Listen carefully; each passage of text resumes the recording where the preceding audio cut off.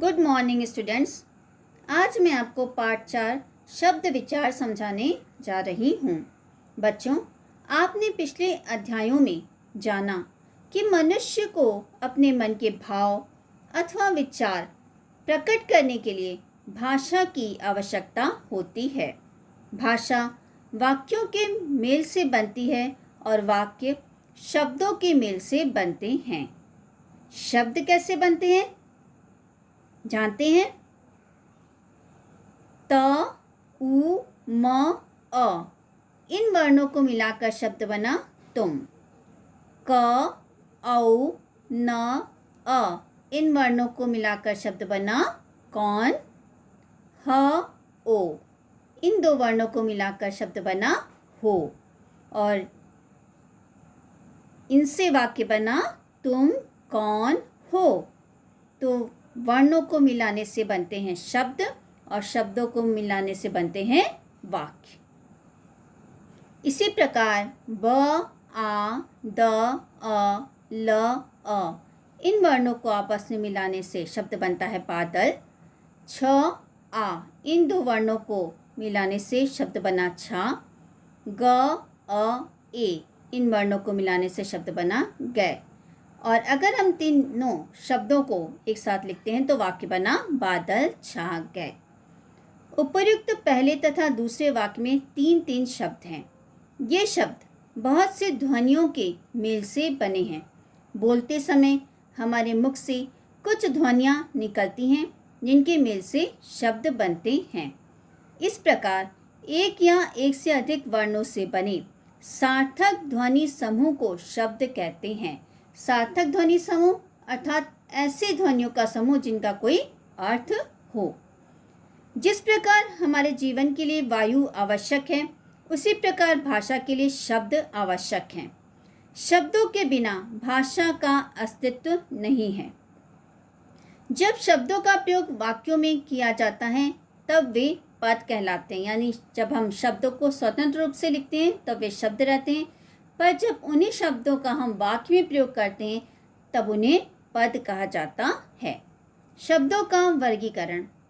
किसी भाषा में प्रयुक्त होने वाले सभी प्रकार के शब्दों को उस भाषा का शब्द भंडार कहते हैं। सभ्यता के विकास के साथ साथ नए शब्दों का प्रयोग एवं निर्माण होता चला आ रहा है। शब्दों को 4 वर्गों में बांटा गया है।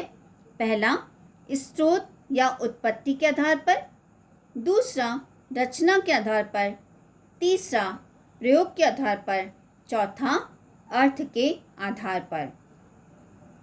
स्रोत या उत्पत्ति के आधार पर भी शब्द के 4 भेद होते हैं।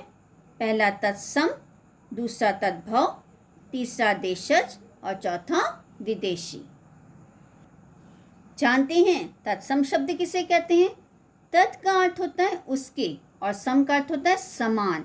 यानी वे शब्द जो संस्कृत भाषा से हिंदी भाषा में बिना किसी बदलाव के अपने मूल रूप में प्रयोग किए जाते हैं उसे तत्सम शब्द कहते हैं।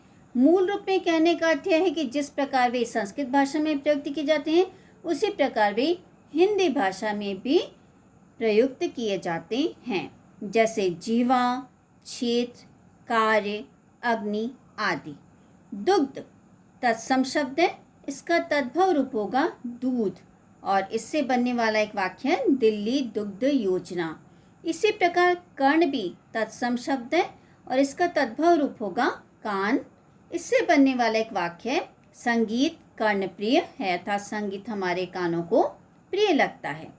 मयूर तत्सम शब्द है और इसका तद्भव रूप होगा मोर और इससे बनने वाला एक वाक्य है वह मयूर विहार में रहता है।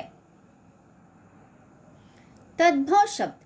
संस्कृत के शब्द जब अपने बदले हुए रूप में हिंदी भाषा में प्रयोग किए जाते हैं तो वे तद्भव शब्द कहलाते हैं। जैसे जीभ, खेत, काम, आग आदि।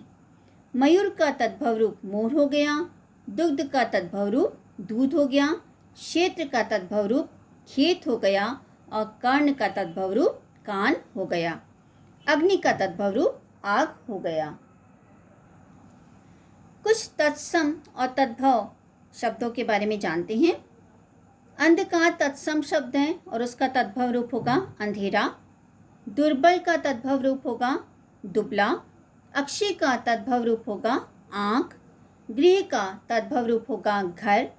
ज्येष्ठ का तद्भव रूप होगा जेठ। नासिका का तद्भव होगा नाक। कर्ण जो कि तत्सम शब्द है उसका तद्भव रूप होगा कान। मक्षिका का तद्भव रूप होगा मक्खी। भ्रमर का तद्भव रूप होगा भौरा। रात्रि का तद्भव रूप होगा रात। स्थल का तद्भव रूप होगा थल। नव का नया। पंच का तद्भव रूप होगा पाँच। पक्षी का तद्भव रूप होगा पंछी। दंत का तद्भव रूप होगा दांत। पुत्र का तद्भव रूप होगा बेटा। सत्य का तद्भव रूप होगा सच। कोकिला का तद्भव रूप होगा कोयल। पत्र का पत्ता और स्वर्ण का सोना। देशज शब्द हिंदी के वे शब्द जो न संस्कृत के हैं न संस्कृत शब्दों का रूप बिगड़कर बने हैं, बल्कि जिनकी उत्पत्ति विभिन्न प्रादेशिक बोलियों से हुई है। प्रादेशिक बोलियां यानी विभिन्न प्रदेशों में बोले जाने वाली बोलियां, उन्हें देशज शब्द कहते हैं। जैसे खिड़की, गाड़ी, लोटा, पगड़ी, खुरपा, जूता, धोती, पेटी, रोटी, चिड़िया आदि। विदेशी शब्द जो शब्द विदेशियों के संपर्क में आने के कारण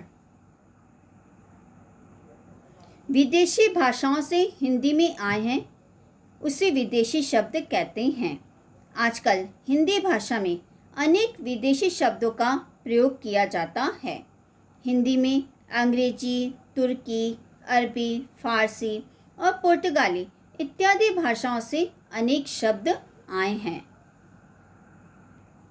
हिंदी में अरबी और फारसी से आए कुछ शब्द इस प्रकार हैं: स्याही, सियासत, हिम्मत, बेगम, अखबार, दफ्तर, मरीज, तूफान, प्यास, शादी, दिमाग, अदा, जलसा, तादाद, दरबार, सितार, सौदागर, पैमाना, चेहरा आदि। अंग्रेजी भाषा से आए कुछ शब्द इस प्रकार हैं: टेलीफोन, सिनेमा, बस, कार, कोर्ट, जज, police, hat, machine, doctor, school, swimming pool, single, class, radio इत्यादि। तुर्की और पुर्तगाली भाषा से आए कुछ शब्द इस प्रकार हैं: कमरा, कुर्ता, कैंची, कमीज, बाल्टी, खंजर, फीता, गमला, गोदाम, मुगल, लाश, लफंगा, कालीन, बम, चाबी, तलाश इत्यादि। बच्चों, आज का पाठ मैं यही समाप्त करती हूँ। इसके आगे का पाठ मैं आपको अगले वीडियो में समझाऊंगी।